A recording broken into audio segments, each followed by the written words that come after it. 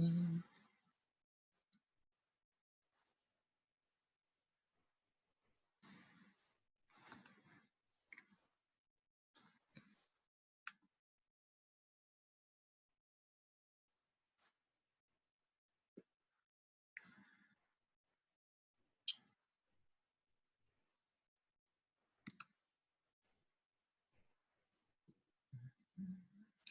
morning, Eloise. Good morning. How are you doing? Good. How are you? Well, it's Monday. We're here. We made it. We survived the weekend, right? Just a moment. I'm having sound issues here. Oh, okay.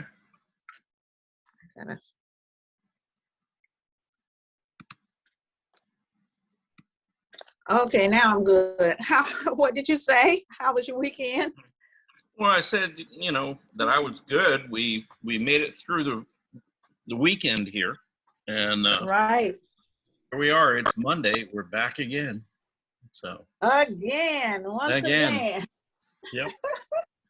But my weekend was actually pretty nice. Let's see the highlights of the weekend. Got to do a little painting at the Atlanta Artist Center. That was good. The other highlight was that we got a call from Walgreens that they had doses of vaccine available, and if she got down there, we could get Maria, her first vaccine. So I had her scheduled to go over to Benson. I want to say it was the 7th or something like that. But Walgreens called, and they're right around the corner from us. So we ran down there and got our first vaccine, so that, so now she's officially started. So good for her. Good for her. Before we get started, I've been wondering, you said you attended the academy. What academy is that? The Academy of Art in San Francisco. Oh, San Francisco. Okay. All right. Yeah. Yep. I'm a graduate from the Academy of it. At that time, it was called the Academy of Art College. I see. In San Francisco. Now it's the Academy of Art University. Ooh, wow. Okay. So they've gotten very hoity-toity and big time, and I guess now what they were offering when I was going to school there was what they called an unaccredited degree. So you got a degree, but it wasn't accredited by the state. And I was going into commercial art anyway, so that didn't really make a lot of difference to me. But I think it was the first year I was attending there, they, I guess, worked out a deal with UC San Francisco to do like a joint program for those people who wanted an accredited degree. And so I have a degree from the Academy of Art College, but I also have one from, or at least a certification from UCSF in anatomical, and scientific illustration. So. Wow, we should be honored to have an instructor with so many credentials. Oh, well. And talent. Yeah. I don't really think much about those, I can't say, well, the educational part of it was invaluable. My years at the Academy of Art certainly got me going, I think down the right path, and certainly sharpened a lot of skills that I needed to sharpen. That when I went in there, I would never have realized, that I really needed. But UCSF was great because they had a great medical illustration program in connection with their medical degree, and a lot of people went that route and have done very well with it because you know, you get out and you've got a really good firm background in technical illustration, you know, and scientific illustration. And that's very useful, you know, out there in the world, in the industry. So, you know, it was a good thing, you know, that I kind of stumbled into.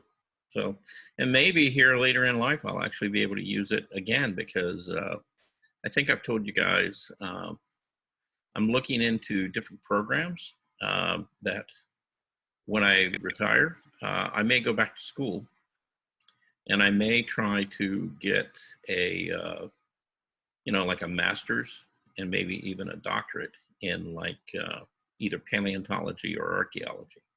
So, Wow. yeah, that's you know, a long time passion of mine. I like digging in the dirt, I guess. Oh, okay.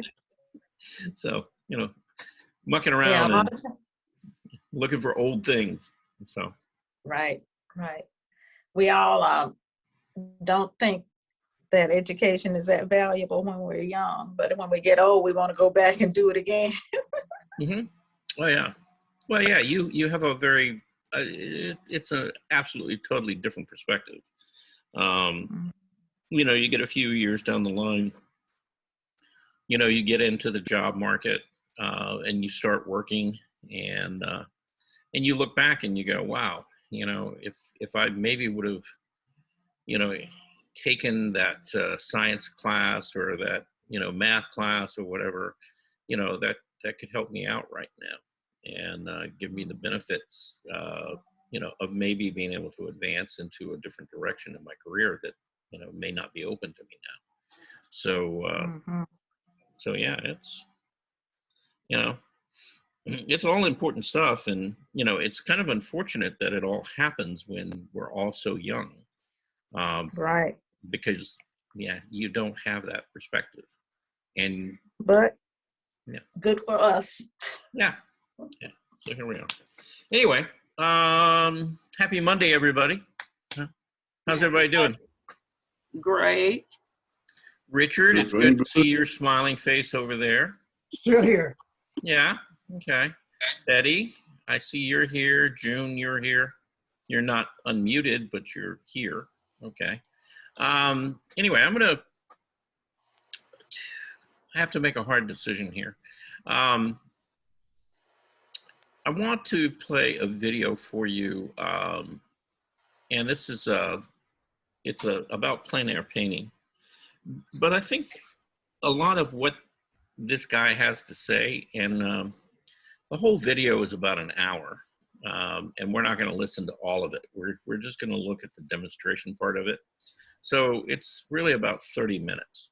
But I think it's really well worth your time to really sit down and try to listen to what this guy is saying and watch what he's doing, how he's approaching things.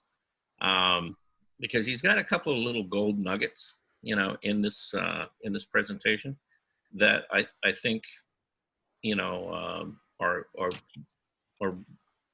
pretty critical and really helpful, you know, to people who, you know, want to develop their painting skills. I had another video that I wanted to play for you, and I've tried playing it a couple times this morning, and for some reason it, you know, YouTube's having trouble with it or something.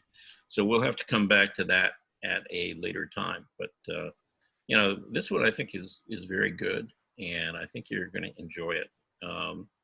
And by the way, you know, where he's at isn't really a bad place. I think you'll like the scenery. So anyway, without further ado, we're gonna get started here. And let's see if I can get to the right screen. Okay, everybody see a book, a nautical scene, right? Yes. Okay, good. All right, that means we're in the right place. All right, so let's get it rocking it along. All right, off we go. If you like what you see, help us support our artists and our team with your purchase. Each video aired has a special discount code for today only in the comments section with a link to the video offering. to see everything we do, or if you want to receive notice of new releases, new products, and new events for artists, simply click the other link which says see everything we do. Thank you. Hi, I'm Eric Rhodes, publisher of Fine Art Connoisseur and Plein Air magazine. Speaking of plein air, one of the very best is Donald Demers. And today, he's going to give you a brief segment of mastering a nautical scene. Enjoy.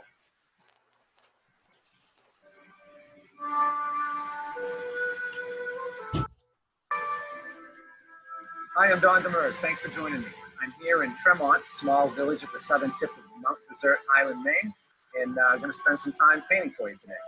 I'm from Maine. I've been painting in New England my entire life, and I've specialized and focused on harbors, boats, maritime subjects, so I'd like to spend some time showing you how to approach the subject in plein air painting. So thanks for coming along, and we'll get started.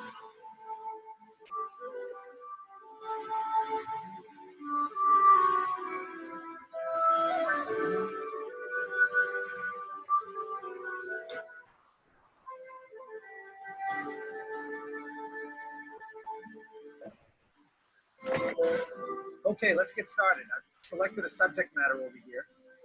It's a rather complicated harbor scene. It's got a number of components in it. So my job is to simplify and translate the subject into artistic terms. Particularly important when you've got subjects that do have complication to them and a lot of detail. So I start with the bigger shapes and the large design, and then I will slowly, as the painting progresses, move the scale of my brush marks and my drawing smaller and smaller and smaller. So you start large and you proceed into smaller scale. First thing I always do is tone my canvas.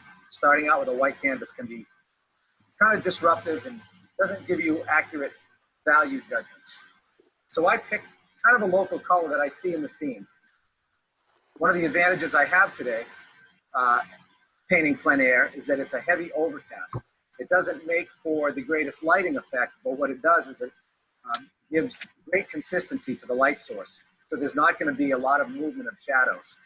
This scene with this overcast lighting is dependent upon well-drawn and designed shapes and careful value relationships. So I'll do this as quickly as I can. I use a fast-drying medium. This one happens to be liquid, and this will begin to set up for me. And I'm, again, seeing that kind of neutral gray out there.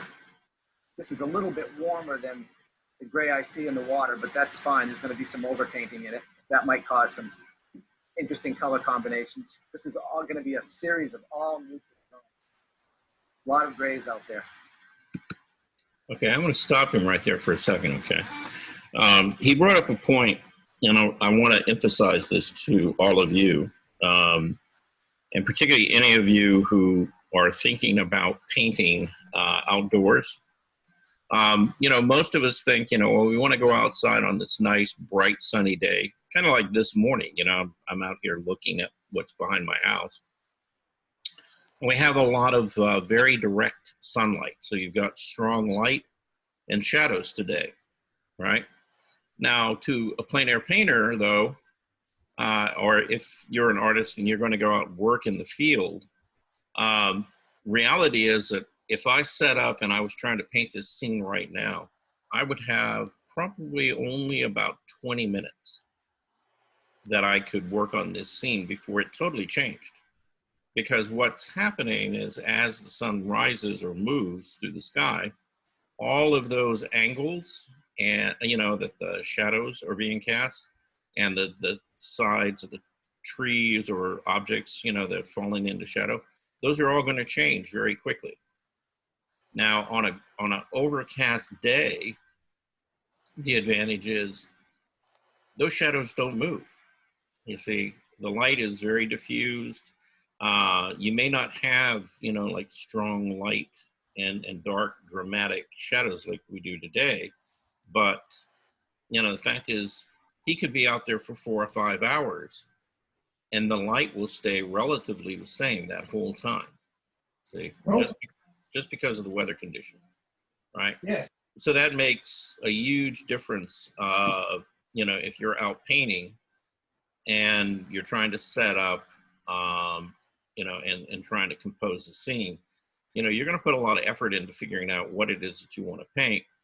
And obviously the weather conditions can work for you, you know, and give you a long window of time to do that in, and or it could be very brief and very short. So there is some advantages in painting in kind of, you know, overcast sort of weather with a lot of diffuse light and not a lot of strong shadows. Okay, just keep that in mind. Talk a little bit about my palette here in a few minutes. I want to get this first scrub in done. This also helps me warm up, kind of emotionally get into the painting. As abstract as it is, there's some, you begin to get a sense of feel for the scene. You're selecting your theme colors. Some painters use complementary underpaintings. I tend to use analogous, or what I call sympathetic colors. In this area of Mount Desert, it's quite dramatic and beautiful and very diverse. Large dramatic cliffs, intimate harbors. We've got a beautiful backdrop, purple blue mountain back there. And there's nothing wrong with taking a paper towel if it speeds up the process a little bit. So that's what I'm going to do.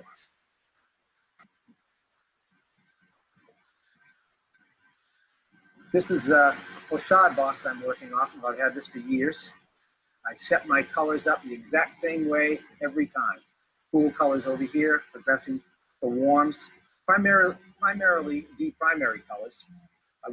I fill it out with a few neutral tones as well. Earth colors, I use a lot of earth colors. A lot of that is personal choice. What I'm sharing with you today is how I happen to make a painting, along with some of the fundamentals of how paintings should be composed, the construction of a painting, the building a painting. The next thing I do, and it's extremely important, is I use a viewfinder to compose and design my pictures. After all, a painting is a rectangle. It's a great big world out here when you're working plein air. So it's important to begin to control your design, to look through this at a scale. My subject is quite a distance from you, so I've got to move this viewfinder to just the right spot to bring that subject matter forward. And once I've got a pretty good sense of where these proportions are, I can begin my drawing. So the plein air traditions have been around for centuries. There can be a little bit of a misunderstanding about plein air because it seems to be associated with a style. It really isn't associated with a style. It's simply associated with the act of going outside and working from nature firsthand. I use very little photography in my work. I try to go to the source and witness things firsthand. The reason I mention that is when people see me take out a small brush like this, the wind always picks up when I'm just about to make a small, careful mark. It seems, wow, that's a stiff breeze. It seems contrary to what they may or may not know about plein air painting.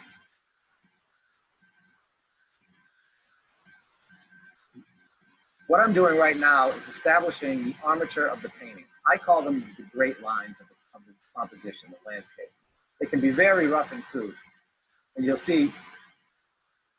can see from the wind that it's blowing my arm around quite a bit. So this is the armature, the linear construction of the painting. My paintings tend to look quite realistic and they've got a lot of detail, but that's not the way they start out. They start out with a bigger design.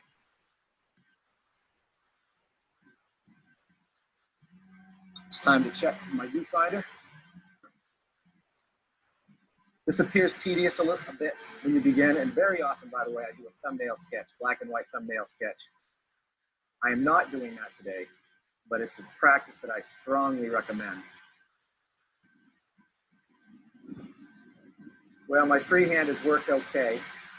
Got the first few lines in the right spot. Once these large puzzle pieces are placed in their proper perspective and proportion, the drawing moves along pretty quickly.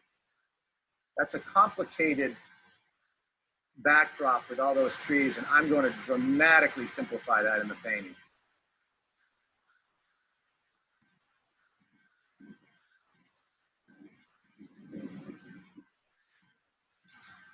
I'm going to intersect it with the Blue Mountain. There are some painters, they take a big brush, put a lot of paint on, and begin to carve their way around the canvas. I tend to plan my paintings out with this linear construction. So I've got these 3 boats down here. There are some things in that scene I can maintain and use. There are some things in there I'm going to have to eliminate or change dramatically.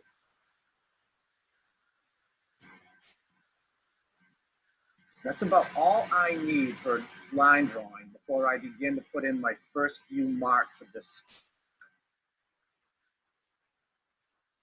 Putting the bow of that black sailboat over there. I've been around boats a long time. I know a fair amount about them. It does help to have a greater knowledge of your subject than just simply the visual aspects of it. Because there are a lot of things out there that aren't going to translate. They don't necessarily make sense to the eye.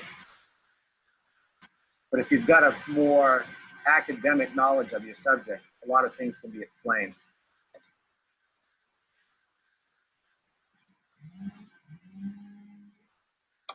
So out there is what this scene is offering me a lot. It's my responsibility to make selections out of it that I believe will make an effective painting.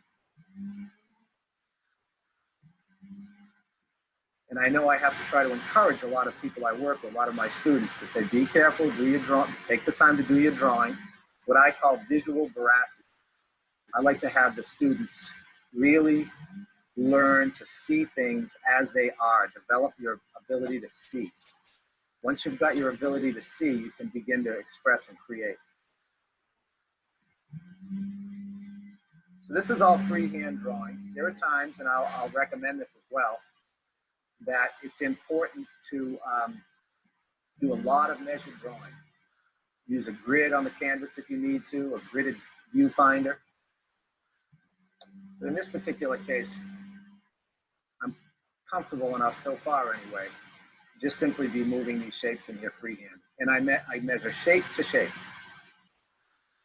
You establish one shape that you believe is accurate and convincing, and you move on to the next. Always give yourself as much information as you can with the next mark you're making.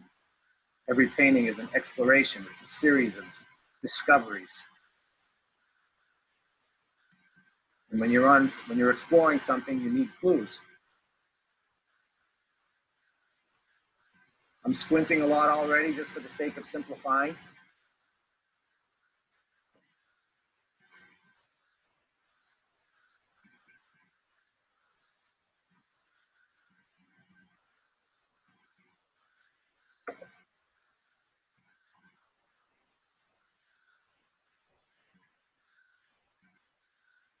Developing your drawing skills is so important, particularly when you're dealing with something that has some complicated features like sailing vessels.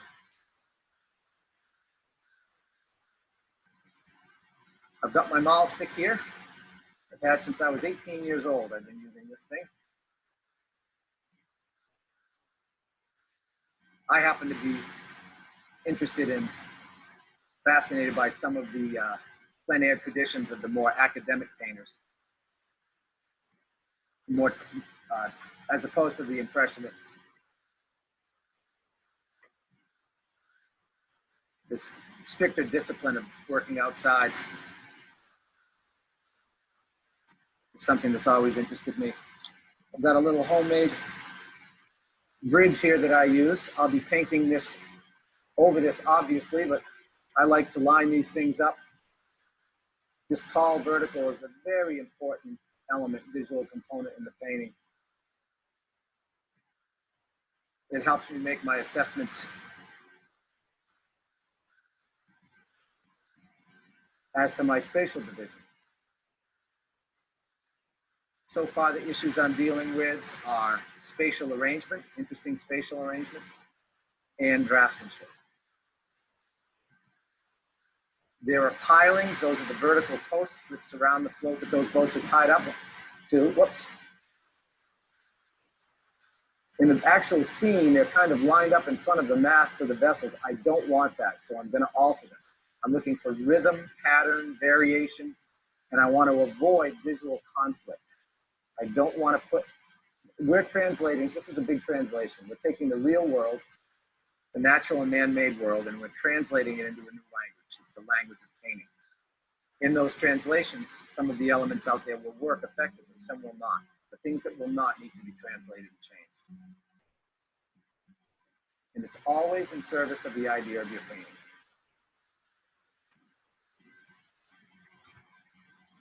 One of the ways I like to say it is take your subject and assign an artistic principle to it. So my subject, obviously, are these boats tied up at the dock. My artistic concept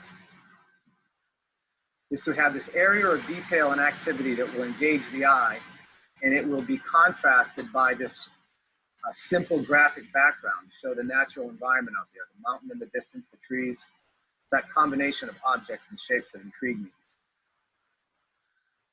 And of course, when you're on location, you're always dealing with the tide, and the tides here in this far down east, as they say here in Maine, are extreme. They're probably 10 to 15 foot tides, so my subject matter is going to be moving. So I like to get my drawing down early because it's going to change on me.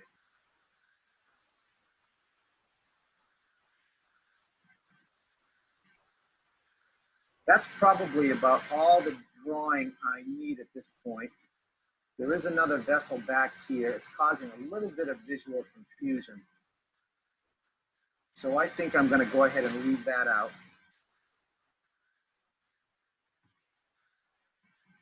So while you're designing, always look at ways to connect the linear structure of your painting. One more small how over here that's kind of interesting.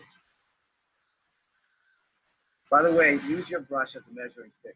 Identify angles and curves. You're looking to establish a particular angle in your painting. A great trick is to use your viewfinder, lay your brush right across the viewfinder, establish an angle, and then move it over to your painting, and you can identify your angles.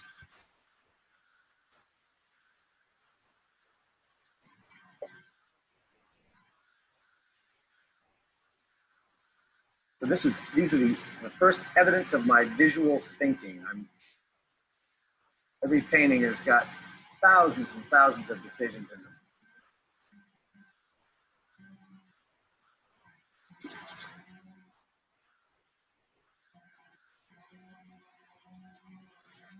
There's a float out behind this sailing vessel here, this is a Hinkley, by the way.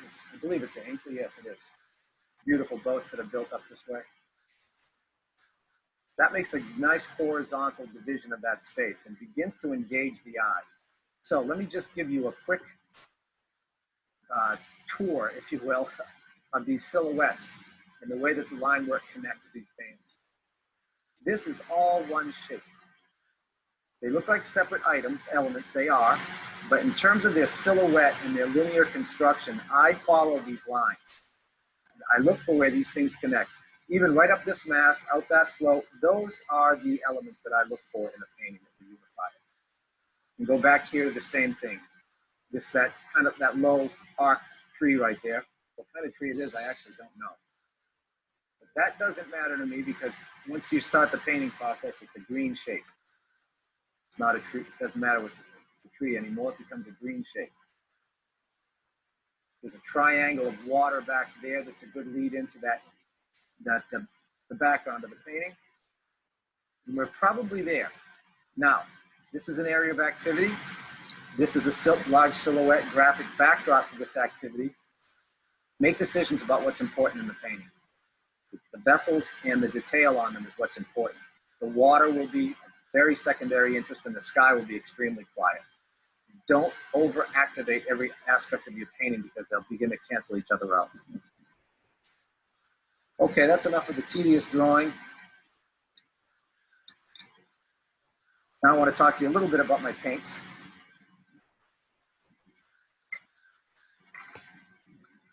Right here, you can see on my palette, I've got side-by-side whites. This is a quick drying white. This is a more traditional titanium white.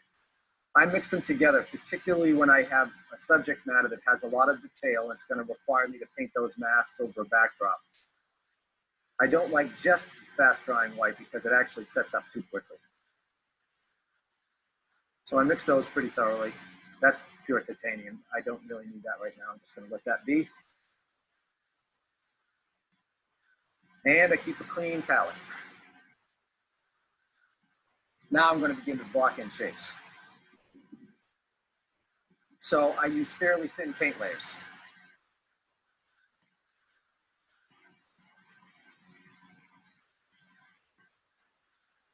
Is Viridian. Some painters love it, some painters hate it. I've been using it a long time. I find it has great diversity on my palette. I do a lot of kind of classical marine paintings, open sea, and it makes wonderful deep sea greens when it's mixed with cad red deep or alizarin crimson. Sorry, here, wind blowing around. Alizarin crimson and Viridian make a great color. I'm mixing it with some burnt sienna right now, and I'm warming it up with a bit of raw sienna.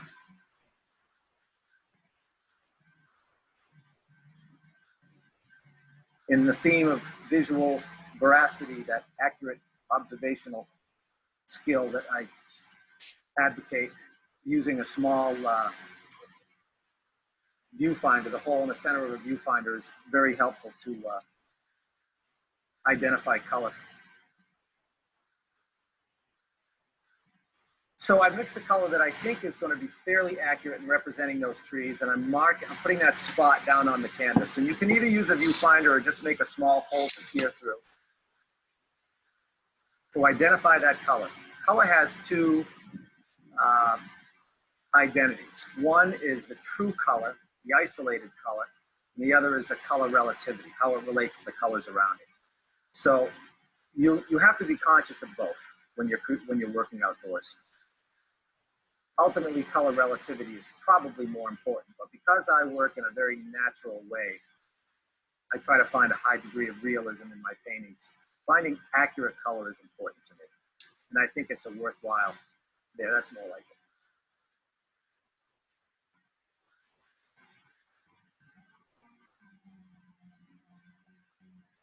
So the squinting is a pretty common and standard. Boy, I can't get that quite dark enough. It's very interesting. I'm going to go deeper with that.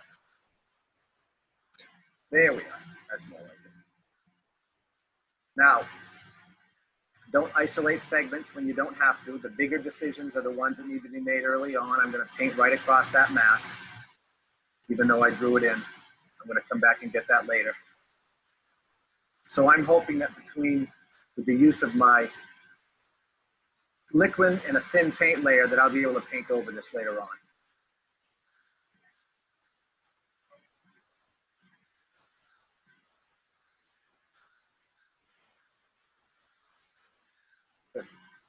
Now, I could have started with any segment of this paint to start the blocking. I typically go toward one of the darker passages, and so I can get accurate value development in the paint. So I see this as one of the major silhouettes in the painting, and it's a good mid-tone for me to start at. It's a little on the dark side. So from there, I can go down and make deeper, richer darks, like in the hulls of the boats, and I can also go up with the value in the sky. So this is a good starting point. I know painters that start with the very darkest dark, and I know other painters who start with the lightest light, but this gives me a good working platform to begin to make decisions. And a lot of this will get altered and changed as I go. But I try to be as accurate as I can. And again, to go back to that concept of every painting is an exploration, this gives me one of the important clues I need to keep going, to build this painting.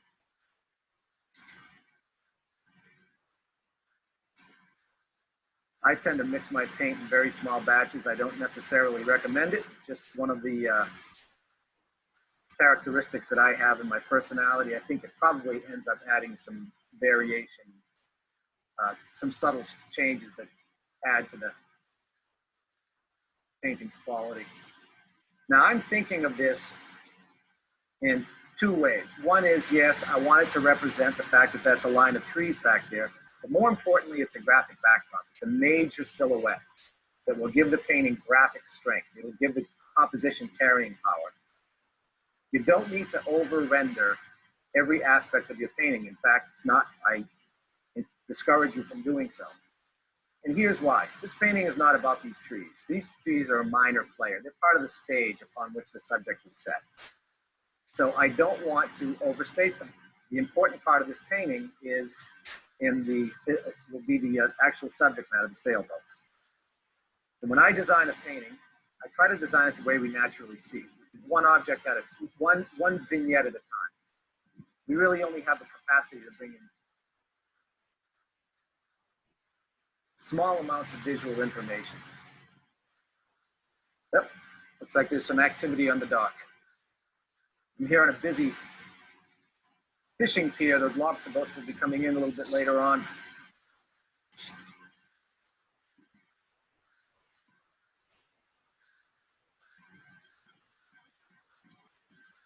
There's always a frenetic nature to plein air painting. You want to move through the painting as quickly as you can. But I would recommend proceeding with speed and accuracy. Not making good, clear decisions early on. Oh, there comes some of the working men now. That's a beautiful color back there. That nice analogous color scheme going between the blues and the greens.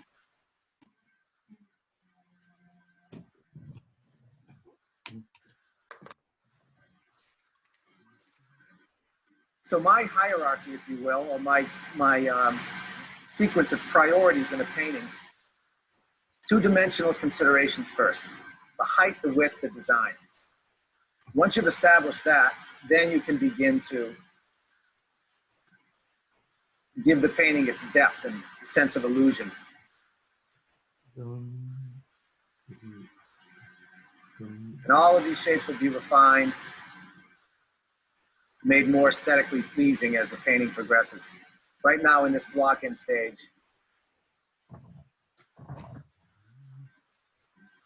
I want to get them as accurate as I can without bogging the whole painting process down. So now I'm going to move forward a little bit and begin to build the middle ground, very neutral tones. It's an overcast autumn day. The full array of foliage has not presented itself yet. There's a lot of neutral tones out here.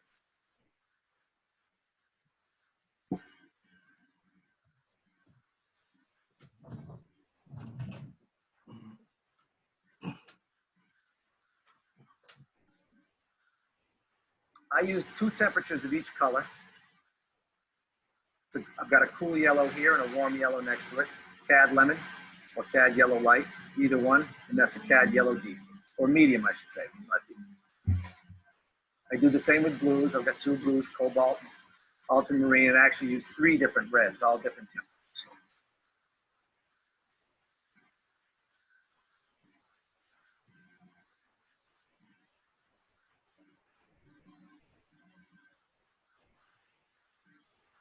I'm building section to section here. At first, you might feel a little bit lost or not quite have the full understanding. But as you lay in more pieces of the painting, everything reinforces each other.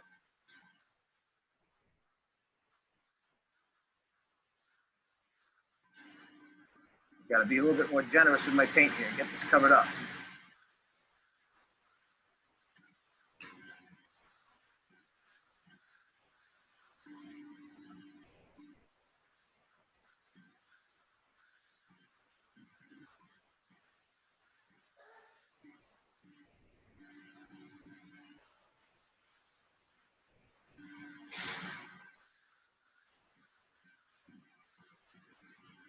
My my constant squinting. I'm going to go and push a little bit deeper value in there. Oh, I also use a Prussian blue at times. It seems to be a useful color, especially around maritime subjects. There, it's a good deep, rich dark in there. I want to begin to anchor that tree line onto that shore.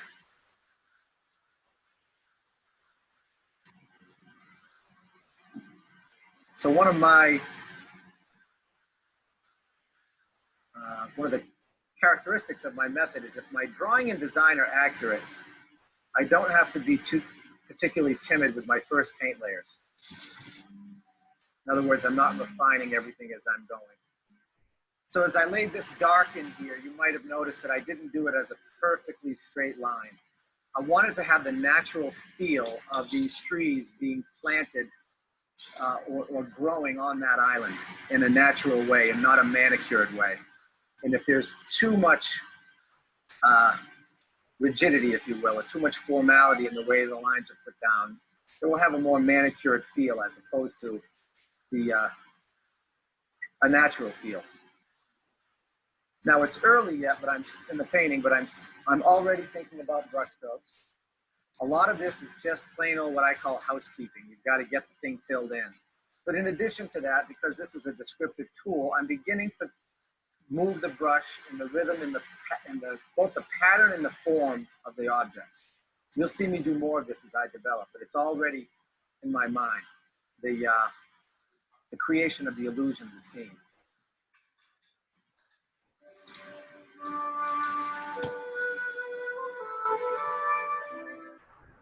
Hi, I'm Don Demers. Thanks for joining me. I'm here in Tremont, small village at the southern tip of Mount Desert Island, Maine, and I'm going to spend some time painting for you today. Developing your drawing skills is so important, particularly when you're dealing with something that has some complicated features like sailing vessels. I've got my maul stick here. I've had since I was 18 years old. I've been using this thing.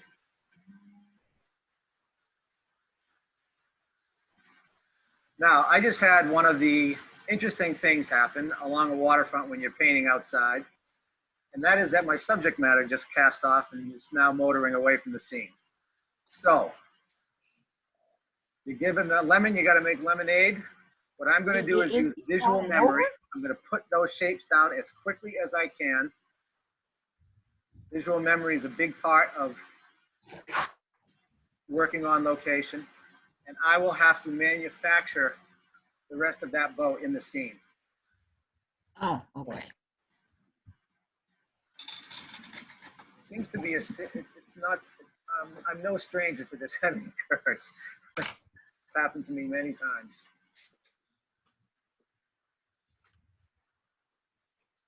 I'm looking at it as it's going by. For those of you who are prone to using photography, it doesn't hurt to take a photograph of the subject so you can finish it later on.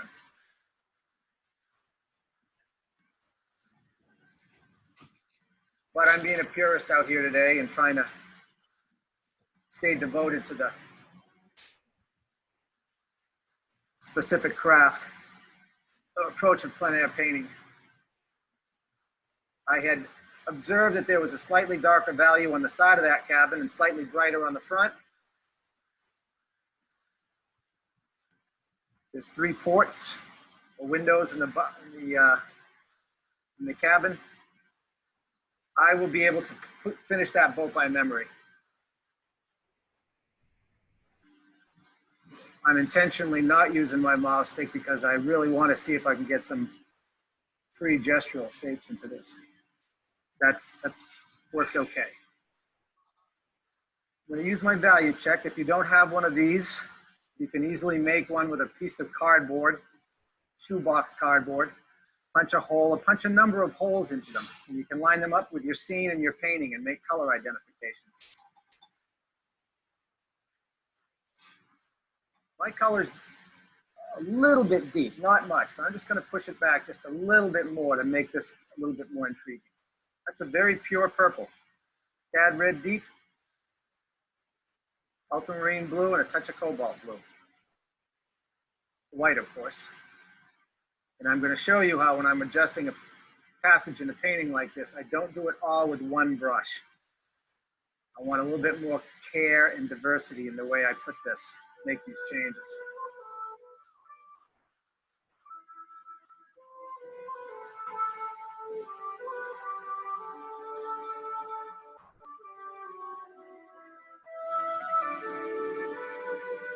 Huh? I know what. Now Huh? on DVD. To learn more, Okay. I think that's, yeah, I think from here on out, it's pretty much just the interview with him. And so we'll stop that there. And we'll go to just us. Oh, okay. So 15 of you made it. Yay! Happy Monday, everybody. I'm late, but good morning. I overslept. I'm sorry. Oh, well, good for you. It's nice to oversleep every once in a while. Okay, so anybody got any observations about what we saw there or any questions about it? It's probably one of the most technical ones we've seen as far as his use of tools for angles and perspectives and color. Right. Yeah. You know, you can pick up a lot of good little hints, you know, in watching videos like that. You know, there's things that I wish he would have gone into more in depth. Like, for example, he briefly mentioned it, and you saw him using it a couple of times. He had a piece of gray plastic, and that gray plastic had kind of a window that you could slide open, right? And the purpose of that was it's called a viewfinder. And, you know, if you're working on a particular size canvas, let's say that you're working on a 12 by 16 canvas, right? Those can be divided, you know, simple math into kind of a ratio, right? And a 12, right, being 3, if you divide it by 4, and then of course 16, you know, you can divide by what, 3 by 4. So you want to set that viewfinder to that proportion, you know, so that as you're looking through the window, you can accurately get a picture of, you know, or see, you know, what you should include or should not include, you know, in the composition. And a lot of people will work with those viewfinders, and they'll pin them to the side of their actual plein air box so that they're actually looking through it, you know, as they're painting the scene. And so they keep it cropped, and, you know, it keeps everything that's not in that composition, you know, it blocks that out for them so that they can just focus, you know, on that one area. Now, I ended up making some clear acetate sleeves, and I ended up making them in the different ratios and proportions to the different size canvases that you could get, whether it was a 9 by 12, 11 by 14, and making those windows, and then having basically a simplified grid, you know, dividing it, you know, basically into 8 sections on each of them, so that, you know, I could then take and, you know, put that on the side of my box, look through it, and then I would better be able to kind of map where I needed to put things, you know, as I was painting. Have you got one made to show what you're talking about? Yeah, I'll have to try to get those out, and I'll send you a photo of them or something, or you know, put them up at one point. Well, you also mentioned What was the name of the stick he was using?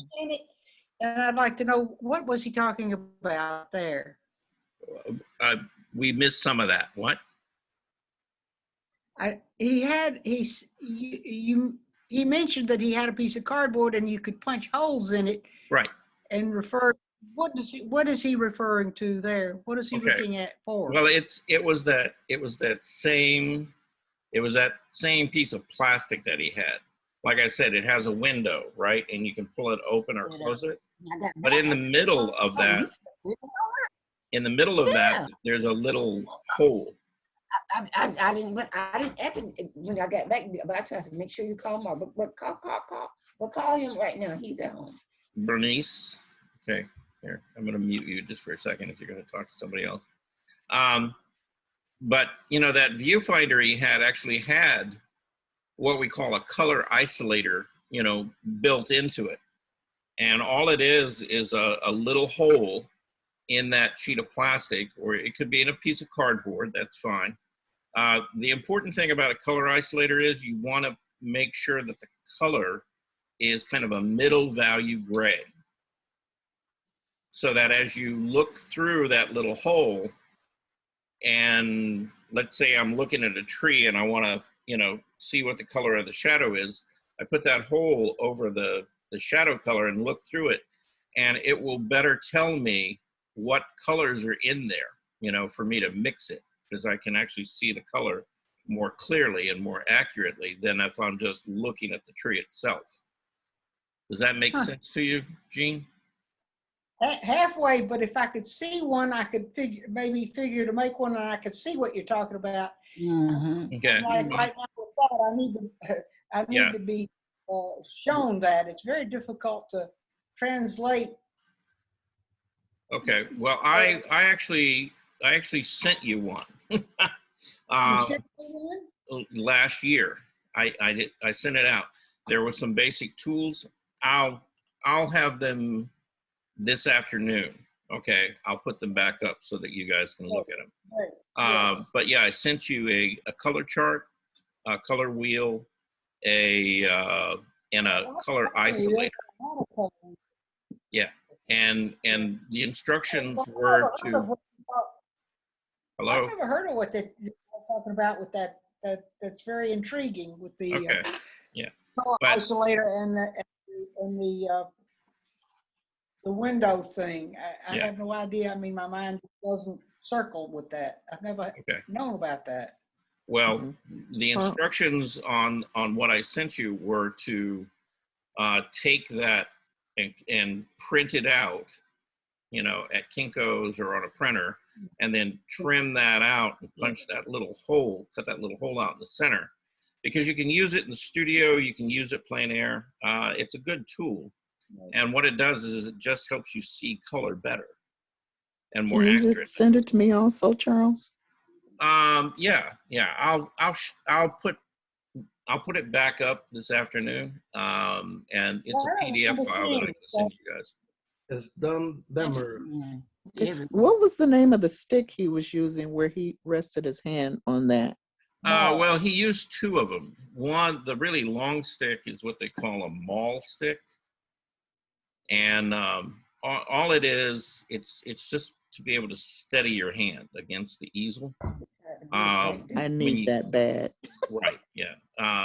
And they're really useful tools even in the studio, because if you want to draw a straight line, right, and your hand's not real steady, you can lean that up against your easel and then run your brush along it and make a pretty good, you know, straight line. And the nice thing is, because it's not attached to anything, you can set it at different angles. It doesn't have to be, you know, straight vertical or horizontal. You can get these subtle angles and things with it. Can you get those anywhere? Yeah, you can pick them up at like Michael's or any art store. You can certainly order them on Amazon. You can also make one at home, and it's just as good. If you have an old wooden dowel, you know, and if you don't have a dowel laying around, you could always pick one up at Home Depot. And it only has to be, you know, maybe about 3 to 4 feet long. And then you take a little bit of a rag or something, wrap around the top of it, take tape and tape all around it, and make like a ball on the end of it. That way, when you're resting it against your painting, you know, you got something soft. It's not going to scratch the paint. Most of the time, you just lean it up against, you know, the edge of the easel or the frame of the canvas. You know, you can find a little rubber, you know, like a fingertip thing, and put it on the bottom, and it serves the same purpose. It's easier too. It won't slide nor scratch. Yeah. Or punch a hole in a ping pong ball. Yeah, you can do that too. Sure. My daughter used to take dance a long time ago, and one of the dance routines had a little cane, and it was about a 4-foot long cane with a knob on the top of it. And I have confiscated that, and I use that as my little maul. Yeah. A baton. Yeah. Well, and I don't mean to make anybody feel, you know, particularly older than they are, but you know, if any of you have ever had the occasion to use a cane, you know, particularly like a wooden cane, or you know, they come in fiberglass and all kinds of, but the ones with kind of like, you know, they have a handle, a curved handle at the top.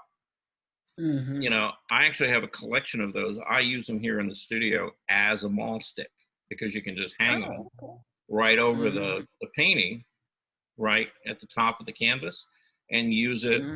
And the advantage of that is that because of that curve, you just set it on the top of that canvas, and nothing ever touches your actual painting.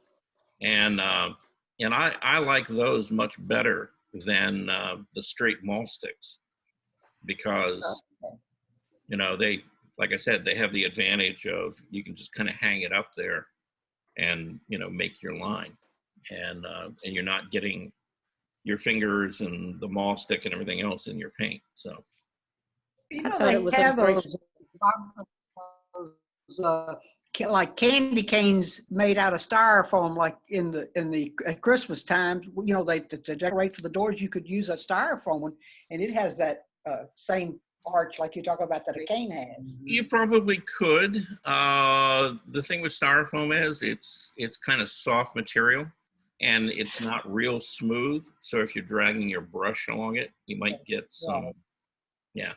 So yeah, if it's harder and, you know, straighter, the better.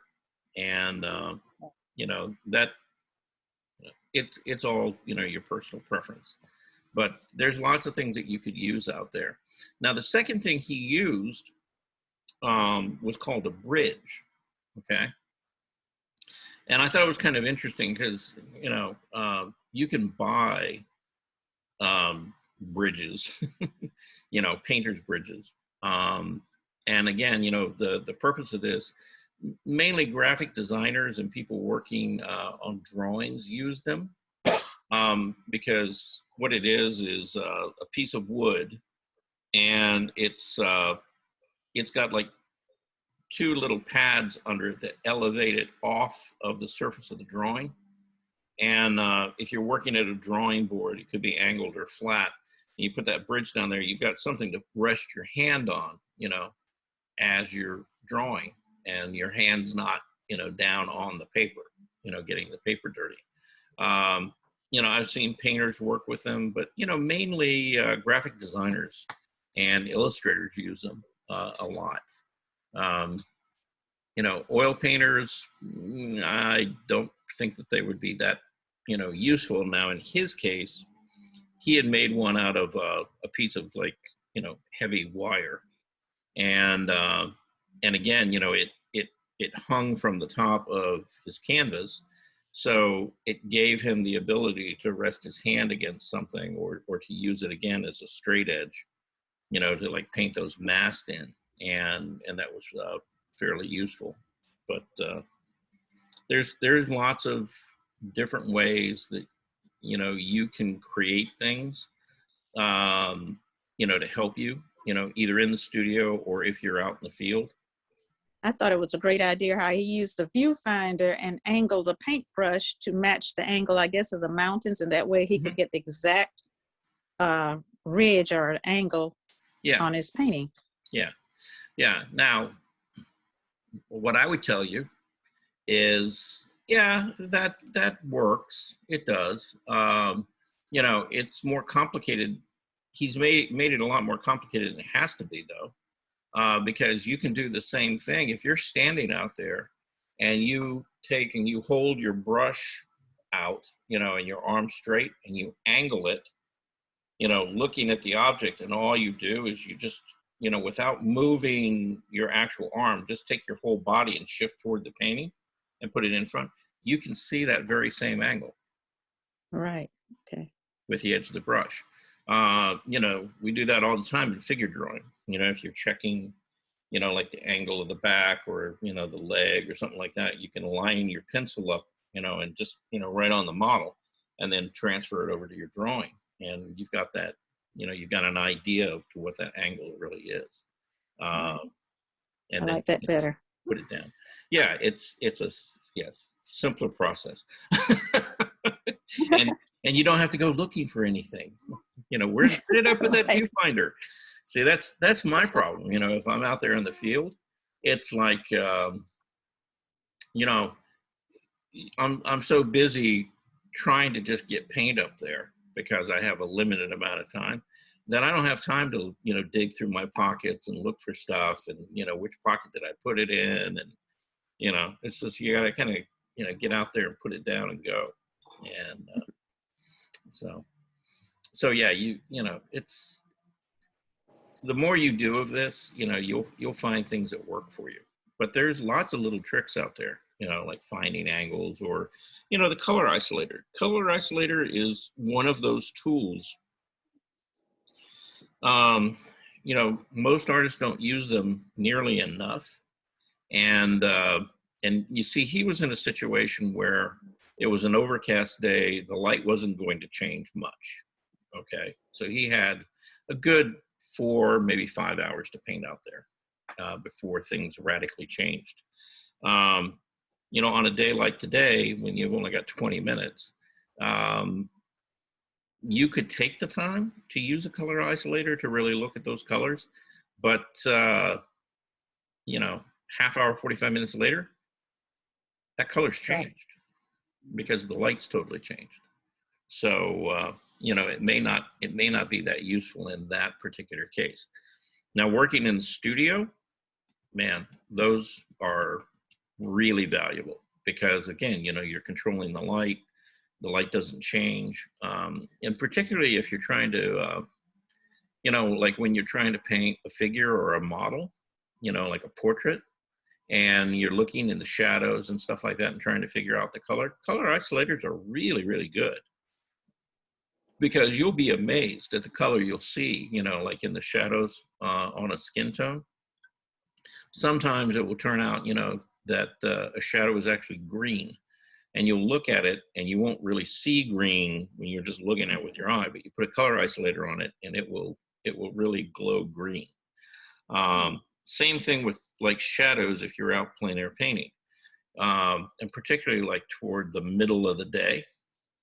And let's say that you're trying to figure out a shadow up underneath some trees, and you put that color isolator up there and look at it, and you'll find that that shadow is actually red, you know, and that really surprises a lot of people, you know, to see that kind of reddish color in there, because, and it makes sense when you kind of break it down scientifically, but, you know, it's, you know, most people think of shadows as being blue, and they're not. You know, there's actually, you know, there's only specific times of day and specific lighting situations when you get bluish shadows. You know, but shadows can be all kinds of colors. So I have a question. Mm-hmm. Would the purchase of a digital camera be a good investment? Because I noticed this cell phone, which is supposed to be one of the latest and greatest phones, will not capture the true colors of paintings or pictures when you are using them as a guide. The colors, well, I know the cell phone camera is not like your eyes. You see it differently with your eyes. But if you're trying to match something, I find that the cell phone pictures do not do the natural picture justice at all. And maybe a digital camera, would it capture the true colors better if you're taking pictures and wanting to reproduce the picture into a painting later? No. No, nothing but your eyes. Yeah. You know, actually that cell phone, and I don't know which cell phone you have, but if let's say you have an iPhone. I do. And you got anything from an iPhone 7 upward, okay? That camera in your iPhone is probably as good as any $800 or $900 digital camera. Oh. Seriously, it is. But if you take your picture outside, it helps the coloring too. Yeah. The thing that affects, if you're like shooting artwork, you know, don't ever try to shoot artwork indoors. Never. Okay. It's you know, it's just going to look muddy and gray. Always, you know, take your artwork outside. And I've talked about this before, you know, find a place that's in shade. Okay.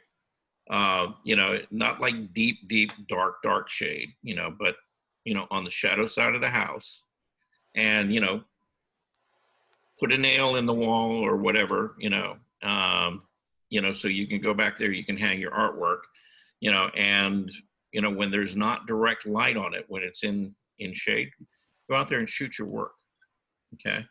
What you'll find is that the color saturation is far better. And you'll get, you know, really good true color that way.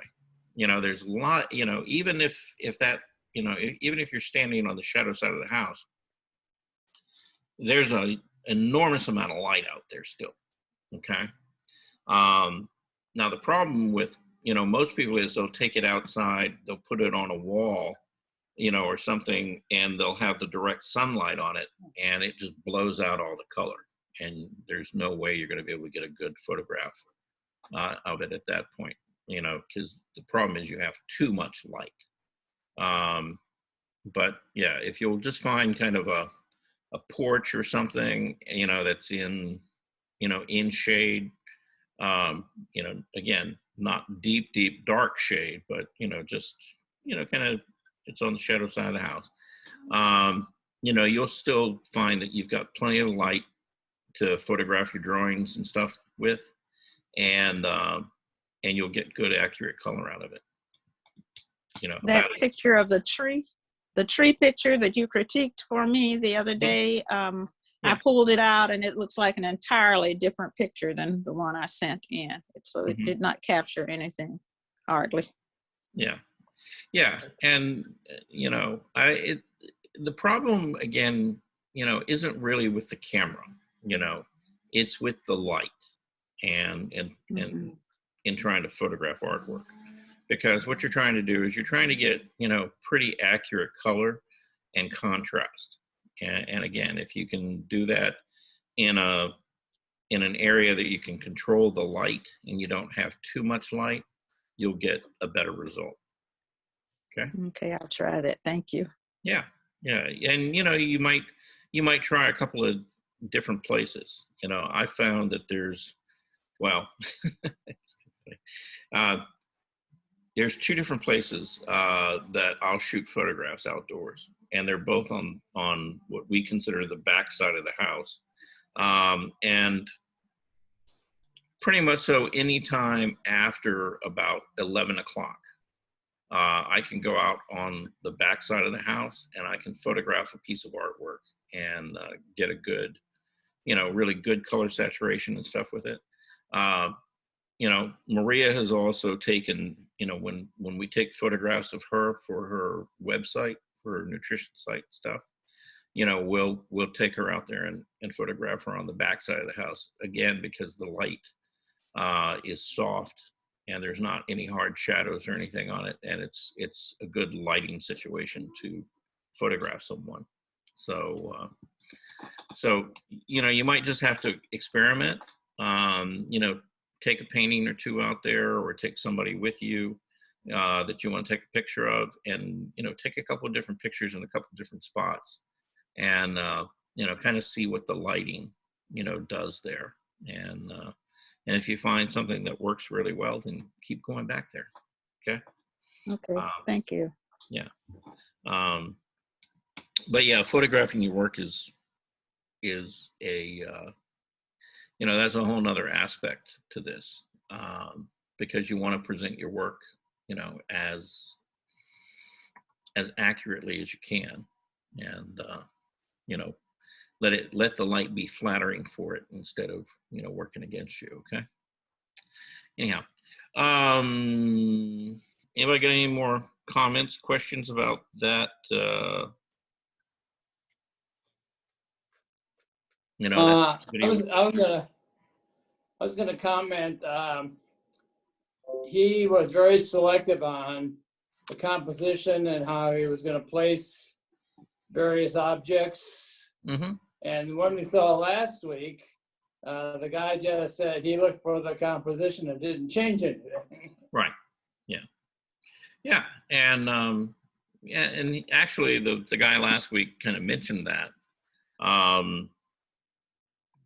You know, some painters will go out and they just want to be true to what they see.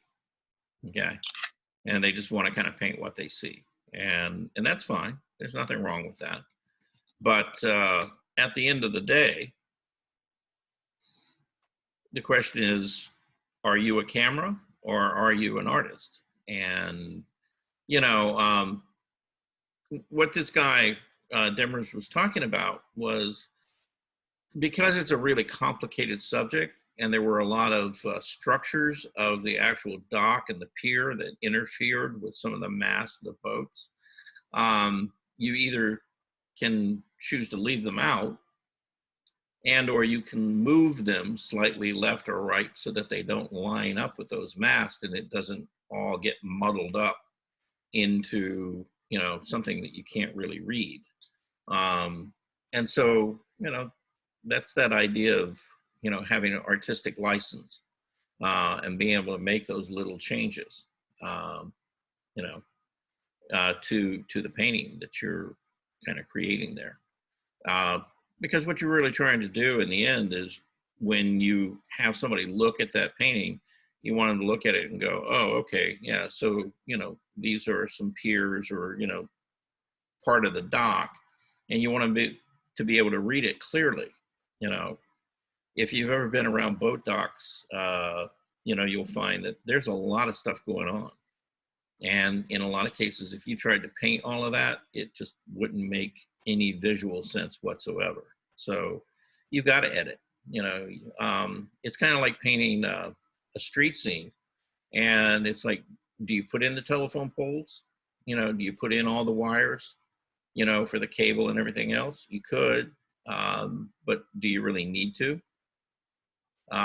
You know, if you've got cars and automobiles and, you know, modern looking houses, you know, from this period of time, you know, it's a pretty good guess that somebody looking at that painting doesn't need to see the telephone poles to know that it was done in the 20th or 21st century. Okay. So it's like, really, what's necessary, you know, and how true do you have to really be to it? And you don't always have to be 100% accurate. You know, sometimes you don't want to be. So, you know, it's kind of like working with, if you're doing a figurative painting and you've got a model who's got a particularly like short torso, but very long legs, right? Well, do you want to paint her that way? Or do you want to maybe lengthen out the torso a little bit to make her more aesthetically pleasing, and then, you know, maybe, you know, make the legs proportional? See, so you can make choices like that, you know, along the way. So does that make sense? Yep, definitely. Okay. Yeah. Yeah. Yeah, you always want to try to make it better in some way, you know, or more pleasing.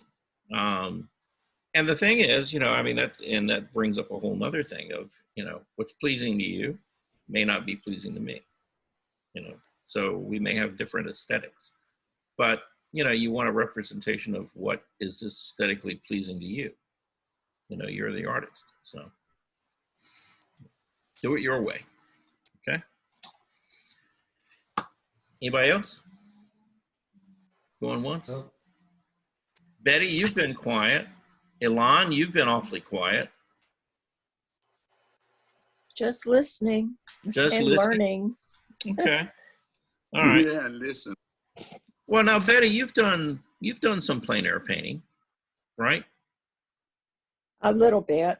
Yeah. Not a lot, but Okay. yeah. Yeah. And I guess, does your experience of, you know, being out there, does that kind of coincide with what you saw in the video today? Yeah, I thought there was a lot of very good points to be made there. And yeah, I enjoyed it. I've always been one to take the photograph though too, so that when something changes or you want to finish it away from the site, then you can. I mean, again, your colors aren't going to be the same in a photograph, but your memory has to be somewhat there too. Right. But, yeah. Yeah, and you know, I don't highly advocate working, you know, directly from photos. You know, I think it's always better to work from life as much as you can. But, you know, there's so many situations, you know, like in his video, somebody came and got in the boat and they put it away with it, you know, that happens, you know. And so, you know, if he would have taken a photograph, you know, of the boat dock, you know, when he first set up, you know, he could always go back and refer to it. You know, once the boat's gone, you know, it's not coming back and not going to go back in the same position again. So, you know, and to me, that's one of the challenges of painting from a photograph, because your colors are a little different. And it gives, I mean, you've always got that license to do what you want with the colors. And also the depth is definitely not there. I mean, a photo makes everything one dimension. Yeah. So that's the challenge, to get your far away things to look far away. I kind of take it as a challenge instead of something you don't want to do. Yeah. Well, and that's, you know, again, there's the value of having the experience of going out and actually painting on location. Because you go out and you do that enough, you know, you begin to really look at color and how, you know, how you see depth out there in real life. And then when you come back to the studio, you've got that as a base, you know, of your knowledge. And you know that you're going to end up having, you know, to modify those colors and things to push something back and create that illusion of depth in your painting that you're really looking for. So, you know, we keep going back to that phrase, you know, you can only paint what you know. And that's, you know, that's true. You can try to paint, you know, be it a tree or anything else. And if you're trying to paint that like from a photograph or out of your head without ever having gone out and sat down and actually tried to draw a tree from life and, you know, observing it, you know, you'll find that your knowledge of that subject is woefully short, you know, and there'll be a lot of things, you know, that you won't be able to figure out unless you go out there and you really sit down and you really look at it and spend some time, you know, watching, you know, kind of how the light changes on the surface of it and how the branches kind of connect, and, you know, and you get a lot of that, you know, from drawing, you know, going out in the field and drawing or painting.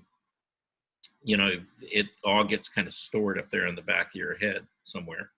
And it comes out in your paintings, whether you're painting in the studio or whether you're painting, you know, out there on location. So, yeah, it's there's definitely a learning curve and all that stuff. But you know, you've got to have those experiences, you know, before you can, you know, translate them into your work. So, okay. Well, look, it's 11:18. All right. I don't have a lot of work from you guys so far. So, are any of you planning on sending me some paintings? Because I think I've got like 2 paintings from June. Anybody else? What about an old paint that I wanted to fix it? Can I send out? Yeah. I mean, yeah, you can, you know, today is all about, you know, inspiration, right? So, you know, if, let's say you had an old piece of work and you had some ideas or you wanted to get some feedback on it, yeah, that'd be a great place to do it, okay? Oh, okay. This is Bob. I'll send you some work I've done on my crying lady, and then the scratch board that you made some suggestions on. I've made those changes, and then I'm going to send you a third piece. That's one I'm currently working on. It's going to be all airbrushed. Okay. It's big painting, so get comments on that. Okay. Yeah. All right. Yeah, and I'll have some things. You know, I did a painting over the weekend. Well, I went to a figure drawing group and started a painting, and so I'm working on that. So I'll talk about that a little bit. So yeah, if you've got anything that you want to share, anything you want to talk about, send it my way, and I'll download it over the lunch period. And I guess we'll be back here at 2 o'clock. Does that work for everybody? Mm-hmm. So far, so good. Okay. Take care. Bye-bye. Thank everyone. you. Thank you. All right. See you too. Bye. Bye.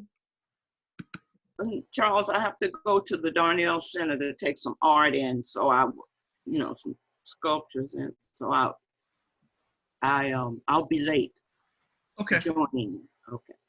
All right. All right. Talk to you later. Bye.